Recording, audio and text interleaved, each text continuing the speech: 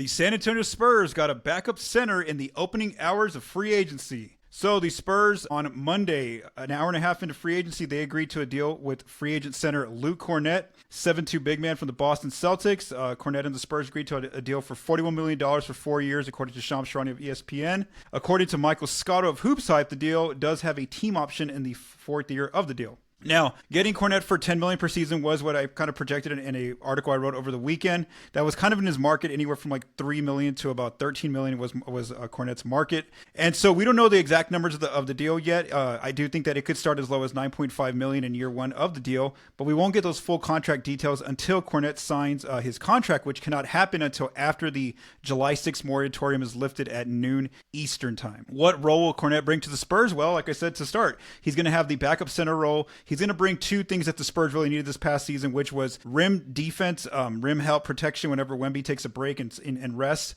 plus helping out on the glass, because on the defensive glass, the Spurs had major issues there. And in those numbers, Kornet, the metrics rate him very high in those metrics. Then also, he's going to bring some versatility where there's going to be some lineups where maybe he can play with Wemby, where Kornet can be that player who's kind of manning the paint, playing more drop defense, giving Victor the ability to roam, basically, still help out on the blocks inside, but then also be able to go out to the perimeter and be disruptive out there with his length and athleticism. So he's going to bring a new wrinkle to the Spurs' defense. I am going to be writing an upcoming article on Kornet, diving into some of his tape with the Celtics last year, plus some of his stats. Where the Spurs now in free agency, they now have 13 players on the roster with Kornet, which means they have just 2 open roster spots to fill before opening night in the regular season in mid-October. They have 2 ways to add free agents or acquire players via trade.